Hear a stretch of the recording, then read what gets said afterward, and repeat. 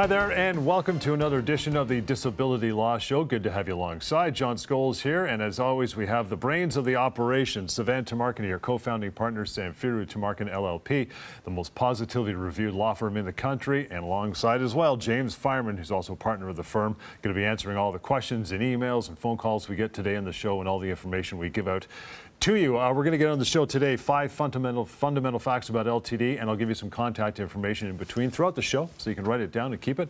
Phone number 1-855-821-5900, help@disabilityrights.ca. And for quick, easy to read memos all about LTD, there's pages of them. They're really easy to use. LTDFAQ.ca. You can surf over there anytime and have a look at that even while we're doing the show. Guys, lots to get through today, but we always start off with the week that was, a case that's going on. James, what do you got for us, pal? Well, what I want to talk about is punitive damages. So punitive damages, a lot of people have heard about it, but not everybody understands exactly what it means or why it's there. So when you bring a legal claim, when you access the courts through a lawyer and you bring a lawsuit against someone, you're usually looking to get reimbursed in the context of LTD benefits for the benefits that you ought to have been paid. Those are just what we would generally refer to as damages, or the value of the claim.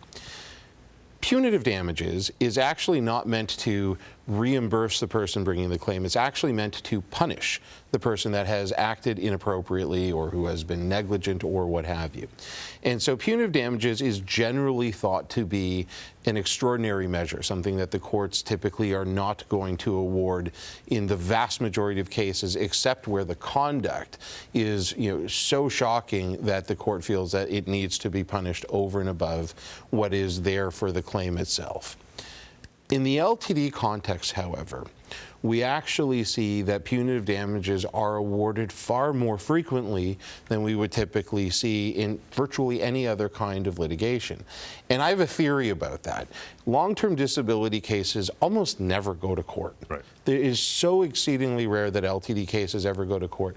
And the reason, I think, quite simply, is the insurers, when you bring a lawsuit, the insurers know that they're pooched. They know it. They know that if they are in front of a judge, that they're going to lose. And they know that if they have done something that could warrant punitive damages, not only are they going to lose, but they're likely going to have punitive damages awarded against them, and it's going to be a public decision that's going to be very embarrassing, very bad PR. And they want to avoid that at all costs. And so they do. They do. When you bring a legal claim, it doesn't wind up going to court. They wind up settling. And typically the way they do that, sometimes on rare occasions, they will actually pay an amount for punitive damages. But usually what they're going to do is they'll say, okay, well, maybe you typically would have gotten 5 years of benefits into the future. We'll pay 10. They won't put it like that, but everyone understands that that is exactly what's happening. And so that's what punitive damages are and what they are in the LTD context. The reason I bring it up today is because quite recently there was a case in Ontario where a plaintiff brought a claim against Blue Cross, one of the larger disability insurers. And this was a jury case. And the jury in that particular case awarded $1.5 million in punitive damages. That is the high water mark in Canada. No case has ever, in any type of civil litigation, no case has ever awarded that high an amount of punitive damages, and that was in an LTD case. Now, two things that you have to remember. One, it was a jury, and juries can, do what they want. They are instructed by a judge, but they can make the award that they want. Typically speaking, juries on the high end tend to be higher than what you would expect from a judge. So reasonably speaking, most cases are in front of a judge. You wouldn't expect it to go quite so high. But that is part of the context now.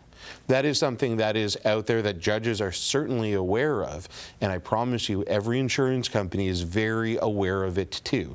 Now, I'm not saying this to suggest that if you're out there and your insurance company has cut you off, even if they've done so in a way that suggests they're acting in bad faith, that you should expect you're going to get $1.5 million in punitive damages. That's not realistic for the vast majority of cases. But it is something that is out there, and it is something that really, in a fundamental way, has changed the landscape, has shifted the balance of power away from the insurers. And that is something insurers are aware of. And so when you bring a legal claim, it's our experience, even in the past, that insurers are quite eager to come to the table to resolve these claims, even more so now. You know, it's interesting, Sivan, everything that James mentioned there in the Canadian context, but I think it's worth saying that, you know, you hear the term punitive damages and these things going to court. Everybody's watched way too much American TV. And the fact is, like James said, it just doesn't happen that often. You guys take care of it even before it gets there, right? Absolutely. It simply does not go to court in the vast majority of cases. You know, and what's important for people to understand is that when they feel wronged, and they speak with us, and we keep telling people that it doesn't cost anything to speak with us, so why not just get the advice that you need? You know, we can tell you how strong your case is. We can tell, and by the way, listen, sometimes we tell you you have no case. Yep. It's not always that the insurance company is wrong. It's just that in many instances they are wrong, and people feel powerless to hold them to account. And what people don't understand is that insurance companies, as much as they have all these resources, billions of dollars, armies of lawyers, and by the way, James and I used to be part of that army. We used to work for insurance companies many, many years ago. These insurance companies are bluffing. And when I say bluffing, I mean, as soon as you get a lawyer or a law firm that knows what they're doing and calls them on their bluff, they come to the table and they negotiate. They do not want to be exposed to an award by a jury or a judge or whatever. And the reality is that people have a lot more power than they think they do. You just need to get the information, right? You need to have the proper advice to tell you where you stand. And that's where we come in, through these shows, through our websites, and of course by speaking with people. Again, day in and day out, we speak with people, our entire team in Ontario, in BC, in Alberta, throughout our offices. We speak with people about their long-term disability claims for no cost, like at no charge, just to educate people and to give them information about their cases.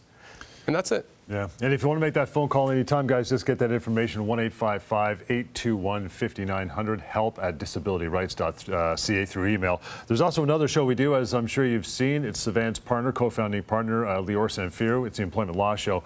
And part of that show, we always talk about Pocket Employment Lawyer, pocketemploymentlawyer.ca, which it's got employment in the title, but there's a pretty robust little section on disability law. Tell me about it. That's right, John. So that website was created a few years back, and it was to address many questions that people have about their employment situations. Of course, our firm has a specialty in employment law and in long-term disability. That's our focus. That's what our lawyers practice, disability law and employment law. And so what we have found over the years is that people oftentimes have issues that are intertwined. There's an interplay between, you know, if you're disabled, many times you'll have issues with your employer, and vice versa. You're having issues with your employment because you have a certain disability, and so you're getting squeezed by your employer here, you're getting a pushback from the employer. At the same time, you're getting cut off or denied long-term disability. And so people who, for whatever reason, don't feel comfortable speaking with us by phone, don't want to email us, they just want to get the information just quickly. Instead of going to Dr. Google, as I say, where you're going to get a lot of incorrect information and oftentimes land on foreign websites in the US, UK, and whatever, where the law is completely different. Right. We've created this website that allows people to get the information about their specific situation for free really quickly. There are issues relating to employment law, as well as if somebody has an issue with their disability with their insurer. Again, you can go to that website, and literally within seconds, you'll get accurate answers for your specific case. And if beyond that, you want to speak with one of us, again, for free, about your long-term disability case, we'll be more than happy to speak with you. But that's an amazing resource, allows you to get information about your employment questions and concerns, as well as long-term disability issues. Again, available for you anytime, pocketemploymentlawyer.ca. Guys, I want to get to our first email of the show, and if you want to send one along, it might appear on a future show, right? help@disabilityrights.ca. Kwame writes in, says, my wife has been on LTD for almost a year while recovering after eye surgery. She recently missed an appointment with her doctor, but has since rescheduled it. Her insurance adjuster called to ask for an update and is now implying she's in danger of losing her benefits. What should she do? Well, first thing, I want to make sure that our viewers understand that when you are on long-term disability, you do have an obligation to go to your scheduled treatment, to take your medications as prescribed. And so what does that mean? Does that mean that if you miss an appointment that now your benefits are kaput? No. It does not mean that, particularly if you have a valid reason for having done it. If you happen to miss one and you don't have a particularly good excuse, your insurer is quite right to point out that you have an obligation to attend your appointments. But if they were to cut you off if you happen to miss one appointment, you slept in, what have you, I can't imagine a judge would support that decision and say that you're no longer entitled to your benefits. If there's a pattern there, they may well be. It's always a fact-specific analysis as to whether or not you are actually complying with the policy and attending the treatments as required. My first advice, first and foremost, is go to all of your appointments as scheduled whenever you can. If you can't, and you know that you're not going to be able to, make sure, one, that you advise your doctor the reason why and reschedule it immediately, and two, advise your insurer that you're doing it and the reason why, and that it has been rescheduled. As long as there's a good purpose for it and you've scheduled it in advance, or you've taken care of it in advance and made sure that you have the ability to go to that appointment later on, then your insurer doesn't really have any valid justification for taking that position. In Kwame's situation, it's already happened. Yeah. Right? Kwame's already missed the appointment. Now, thankfully, the appointment's been rescheduled. That's great. But what you want to make sure is that you're very clear, so that the adjuster, you want to make sure that the information coming from the adjuster is in writing and is clear. So what Kwame should do is what I always tell my clients to do. Write to your adjuster and say, my understanding from what you are saying is that because I missed this one appointment, my benefits are now all of a sudden in danger, or that you're thinking about cutting them off. Is this correct?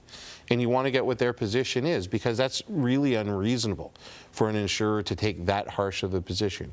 Yes, you have to go to your appointments, but missing one appointment, especially if you've got 5 or 6 appointments a week, if that's your situation, it's understandable. It happens sometimes. Sometimes, if you're dealing with mental health issues, right, sometimes you're going to get appointments mixed up. That's something that can happen.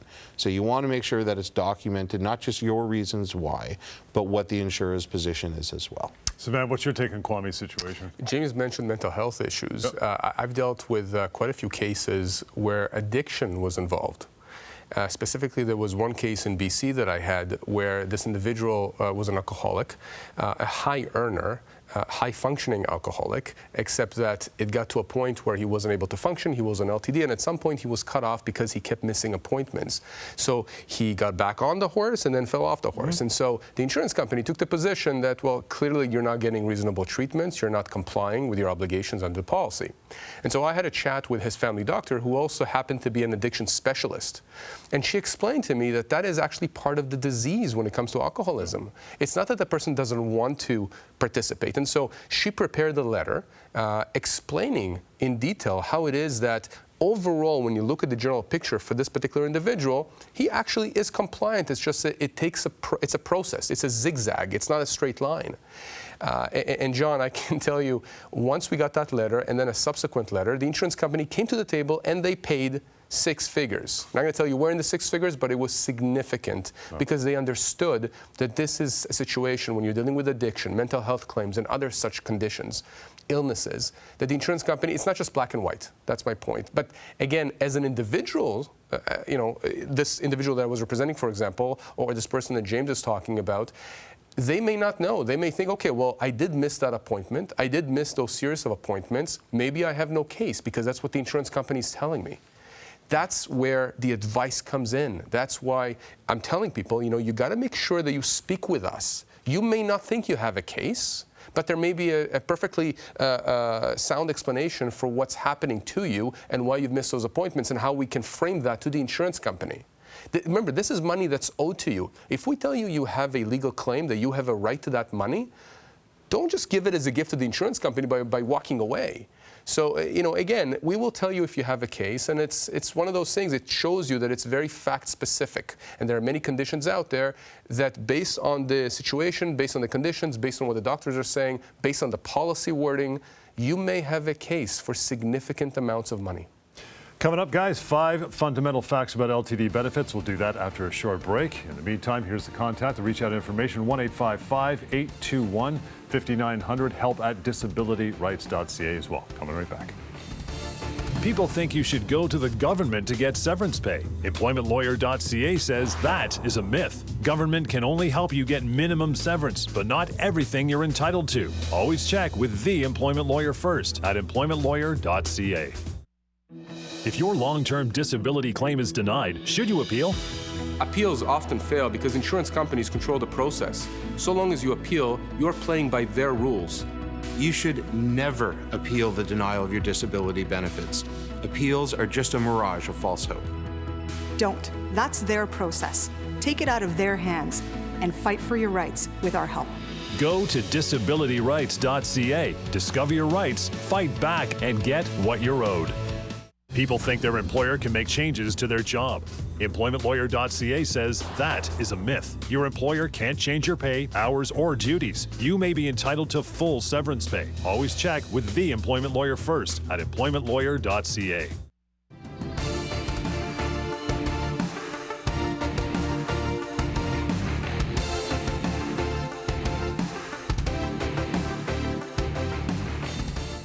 All right, welcome back to the show, Disability Law Show. John Scholes here, along with James Fireman, Sivan, Tumarkin. You want to reach out anytime, 1-855-821-5900. A phone call doesn't cost you anything. Get some information. Help at disabilityrights.ca, and any other questions can be asked anonymously. The website is mydisabilityquestions.com. We'll give you more details on that in just a bit. But guys, 5 fundamental facts about LTD benefits. Let's get going. Number 1 is this. I'll throw this one towards you, Sivan. LTD benefits are available to those with physical medical conditions as well as mental illnesses as well. Yeah, and that's something that is often missed by individuals out there who think that because I have a mental illness, because I can't show it on an X-ray or an MRI, CT scan, that therefore I'm not going to be able to get benefits. And we do get emails. We get people calling us saying, okay, so I have schizophrenia, I have PTSD, anxiety. We get emails and calls from concerned family members who simply don't know what to do because they do not believe that the person will be getting long-term disability. We even get doctors who tell individuals out there, don't even bother applying for LTD because the insurance company is not going to believe you. Very bad advice. And the reality is this. If you are disabled from performing the essential tasks of your own occupation for the first 2 years of the LTD policy, it's any occupation beyond. We'll get into that. But if you are unable to work as a result of a physical illness or an injury, a mental illness or an injury, or a combination of both, and oftentimes there are combinations here. Chronic pain, for example, is a condition that manifests perhaps physically, but there's a psychological element there. Oftentimes you're depressed because of it, you can't sleep, and it's a vicious circle. And so you need to understand that if you are disabled from working because of an illness or an injury, physical, mental, or otherwise, you are going to get or should be getting long-term disability. And if the insurance company comes up with any reason, remember, they have a full bag of tricks here, any reason for why you should not be getting LTD benefits, you need to call us immediately because it's very simple for us. We'll look at the denial letter. We will ask you a few questions. We'll look at any medical documentation you have. We will look at the policy if you have a copy of it, and we'll tell you within a few minutes, if not seconds, whether or not you have a case, whether or not the insurance company is wrong. Awesome. James, what do you think? I agree. I agree completely. I saved the second one for you because we love talking about this. We're talking about 5 fundamental facts about LTD benefits. Insurance companies often deny LTD claims on the basis that individuals are not totally disabled. I'm glad you used those quotes. I saved it. Because totally disabled is a defined term, and if I may paraphrase the Spanish swordsman Inigo Montoya, I do not think those words mean what you think they do. Totally disabled, when we talk about totally disabled in a colloquial context, if you're just talking with someone and you were to say, this person is totally disabled, that conjures up somebody who can't get out of bed, who can't make a meal for themselves, can't do their grocery shopping, can't tidy their house, what have you. That is not what totally disabled means when we're talking about long-term disability benefits. The term totally disabled is defined and it has a very specific meaning. You look in your policy and it will tell you what it means. It means that you have an injury or impairment that is preventing you from doing your own occupation within the first 2 years or any occupation thereafter. It would be much more descriptive of what it's talking about if it was called disabled from work, if that's what the term was. So they use this term totally disabled. Why? If it's not what it means, if it's not what people think it means, why do they use that term? Well, they use it specifically to confuse you. They use it because when they say you don't meet the definition of totally disabled, if you don't understand what that term means, if you haven't looked at the language in the policy, most people are going to hear that and say, well, I guess that's right. I'm not totally disabled. I can get out of bed. I can bathe myself, and I can make myself, a couple slices of toast, and if I need to, I can go to the supermarket. Right. So I must not be totally disabled. No. That's not what the policy says. If you are not able to do your own occupation because of a disability, then you are totally disabled, even if you can do many of those other things that I'm talking about. Number 3, guys, disability benefit denials are often unjust and unfair and can be fought with legal action. Yeah, John, this is absolutely true, and that's what we tell people, obviously. But of course, we're lawyers, and people out there who are watching, who haven't watched us for other shows or haven't interacted with us, we'll say, listen, you guys are out there for yourselves. This is a ploy. You guys are out there. You're trying to attract business. People do call us, absolutely, and we love it, right? Because then we can help them. But the reality is that insurance companies would love nothing more than you simply walking away from a denial. Yeah. If they're denying your claim, if they cut off your benefits, they would love it if you did nothing. Now, short of that, they would love it, and I'll go to number 5 here, John. I'm sorry, I'm gonna get into it. They would love it if you're not walking away. At least play their game. Appeal the denial. Don't use a lawyer. Stay away from. I've even had people telling me that adjusters have told them, "Oh, don't go to a lawyer. That's bad news." Look, the reality is this: they understand what the game is, and they understand that as long as people are kept in the dark, and as long as people don't have the knowledge they need, the proper legal advice, they understand that they have that power over people, because from an optics standpoint, it's David and Goliath, right? The insurance company, this billion-dollar entity with unlimited resources, is telling you, we're not going to pay you, and you're thinking to yourself, what can I do? I'm just a small person, right? And I'm disabled at that. Right? So we talk about David and Goliath, and of course, I always say, who won that battle, right? And the reality is this: insurance companies, once you start the legal process, that's what we do. That's really our weapon against them. Why? Because insurance companies are not above the law. And they understand that at the end of the day, if they continue denying your claim, and this ends up in court, which again, most of these cases never go to court because insurance companies are scared of going to court in these cases. But if this ever went to court, and your doctors told a judge or a jury how disabled you are, what do you think a judge or a jury is going to do? They're going to hammer the insurance company.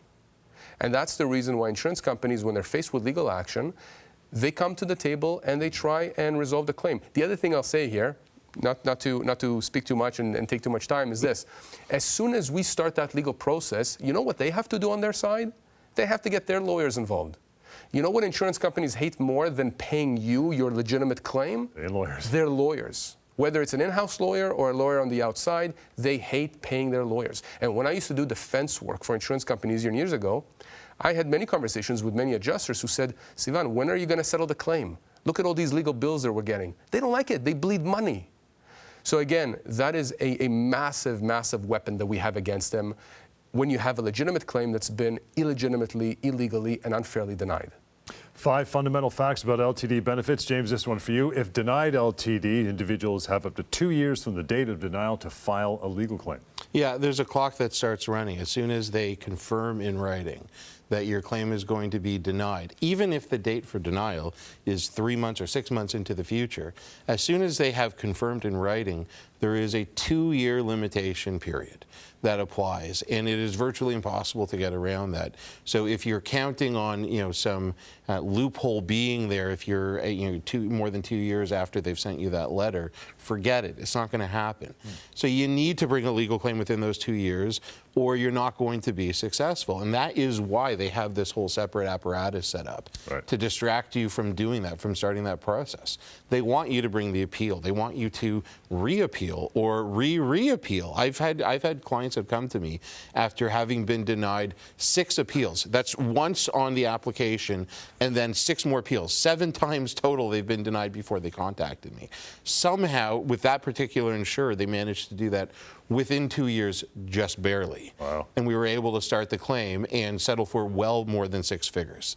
But you have to get it within those 2 years, and if you don't, you're not going to be able to bring your claim. Last one, you kind of touched on already. Sivan, we'll do this one quickly. Do not appeal an LTD denial before talking to a disability lawyer. Yeah, we talked about this. Do not appeal. It is a game the insurance companies play. They hate when I say this. I've been told that they hate that, and they disagree with me. And how many times on this show, John, and on the radio shows, I've said, why don't you insurance companies, insurance industry, provide us statistics on how many of these appeals are actually successful? Versus how many times those appeals are not successful, you end up paying money when a lawyer gets involved that knows what they're doing. And they say they have no statistics for that. Do you really believe that? I don't believe that. They have statistics for everything. So the point is, it is a game, and as long as they trap you in that game, in that maze, you're like a rat, right, going through the maze with no exit. So, you break through that by talking to us, and then we'll tell you what your options are. By the way, if after talking to us you still want to appeal, by all means, we'll give you tips on it. But the reality is you'll end up coming back because that appeal will get denied. Yeah. You mentioned our radio show. We're going to grab a call from one of our many radio shows across the country. After a short break, here's the number to write down. You want to contact either of these two guys or member of their team, 1-855-821-5900. Email is help@disabilityrights.ca. We'll continue more disability law shows on the way. People think contractors aren't owed severance. EmploymentLawyer.ca says that is a myth. Many contractors are actually employees and are entitled to full severance pay. Always check with the employment lawyer first at EmploymentLawyer.ca. How do you force insurance companies to pay long-term disability claims? Insurance companies deny legitimate claims all the time. They're playing the odds. They know that most people are just going to walk away. Your insurer may ignore you, they may even ignore your doctors, but they can't ignore us. We know how insurance companies work. We know their weaknesses. We know how to use the legal process to force them to pay you what you're owed.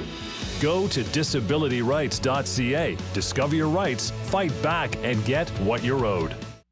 People think you are only owed 2 weeks' pay when you lose your job. EmploymentLawyer.ca says that is a myth. You may be owed much more than 2 weeks per year. Don't settle for less. Always check with the employment lawyer first at EmploymentLawyer.ca.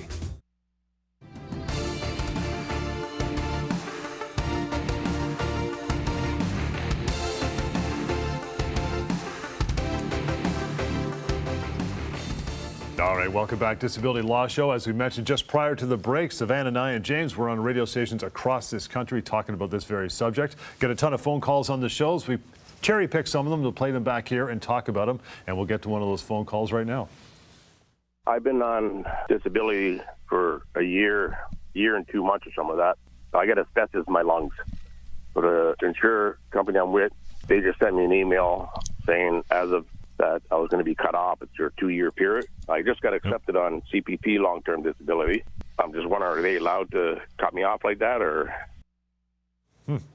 Well, so it's an interesting question. Can they cut you off like that? Yeah, they can. Does that mean that that is what they're allowed to do under the policy, or that if we brought a legal claim, in this case somehow wound up in front of a judge, that a judge would say, yeah, you can do that? No. Absolutely not. So insurers do this all the time. They'll go well beyond what they're allowed to do in a policy because they know the numbers suggest the vast majority of people that they do this with are not going to hire a lawyer, are going to either do nothing or do an appeal, which, as we've already talked about, is going to get you nowhere. And so they recognize that even if they wind up having to pay as much or even more than they would have had they actually just done what they were supposed to do and continue paying the benefits, they still wind up far ahead if you take a look at all the claims that they do this with. And that's exactly the reason why they're doing it in this particular case. And I know this without having any further information. The reason I know this is because this caller has told us he's just been approved for CPP disability. That's a federally run program for long-term disability if you are paying into CPP. If you're paying into CPP, you have the ability to apply for the CPP disability benefit, which has a more onerous test than LTD, than a private LTD policy. It requires a severe and prolonged and severe disability. Thank you. And that is a more onerous test than under LTD. Right. The LTD test requires you to have a disability from your own occupation. So if he's been approved for CPP disability, you better believe he's entitled to his LTD insurance. And so they're just counting on him giving up or just running around in circles in the appeal process for 2 years until his time. He's got 15 seconds, Sivan. Take it home. What do you think? Same thing? No, Jim's absolutely right. I mean, this is one of those situations where insurance companies think that people will just walk away.